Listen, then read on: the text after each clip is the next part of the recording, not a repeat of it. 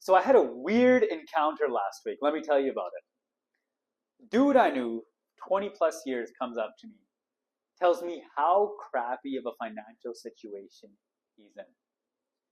He's working, quote unquote, slaving away, working manual labor, just can't get it together. It's a big pity party. I actually started to feel bad for him until I saw a Snapchat a couple days later of him getting turned at the club. I mean, bottle service, drinks all around, a few drugs. Why do you think that this guy's broke? And what do you tell our audience about this?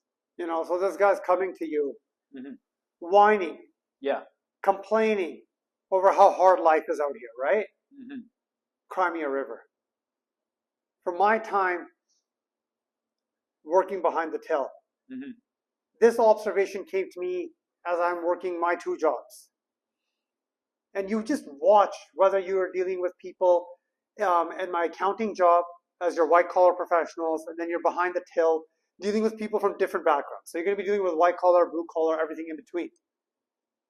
You also had a lot of people who were living, defined as homeless. Mm-hmm. So you're serving people from all economic areas, and our business was in a well-to-do area of the city. Mm-hmm. But you still have people from different economic levels. Mm-hmm. And as I'm going through my own life experience, the one thing you learn from observation are people's habits. Mm-hmm. And the big ones that I noticed, especially with our store, being a gas station convenience store, we have lottery Mm-hmm. and tobacco. Yeah. Next door to us was a liquor store.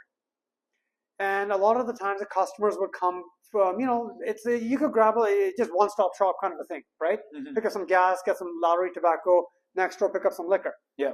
Then you see that same individual X amount of time later, and you start to get to know them and you see what are their bad habits. Right. Well, do you smoke?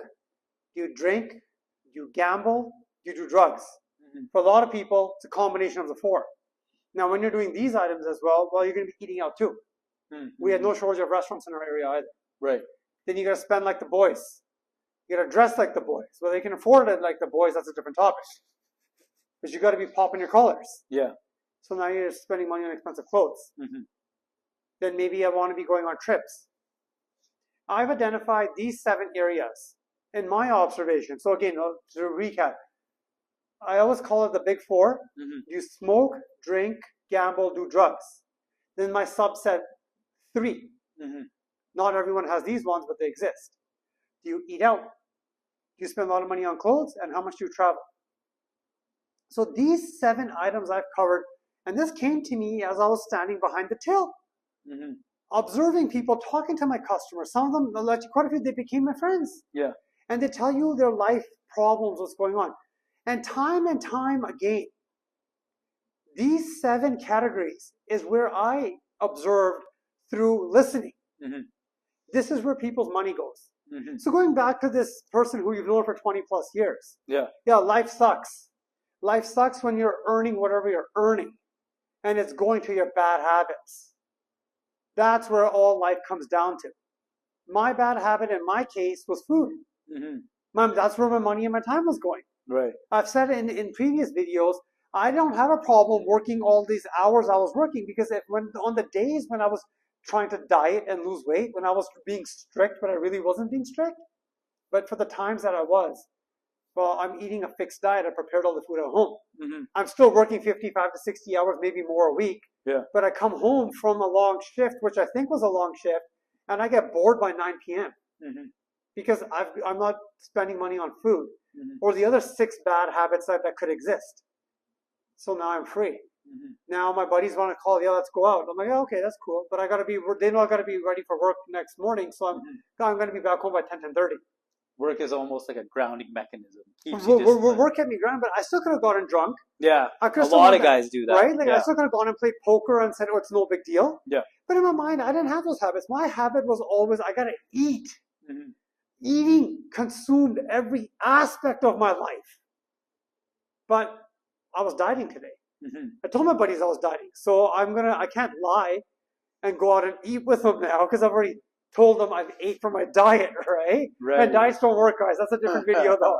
But what I'm saying, though, is when I had those days where I was just like, well, my buddies were busy. They were going to go to the club. I'm not going to go to the club. Mm-hmm.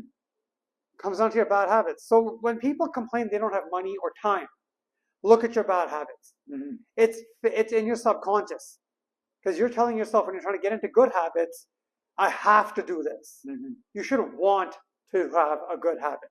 Mm-hmm. That's where change happens, guys.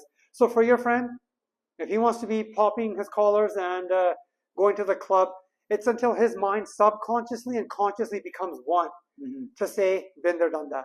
Yeah. These are all cliches, guys. It's until you want to have a change when you will make a change. Change yourself before you change the world. Peace.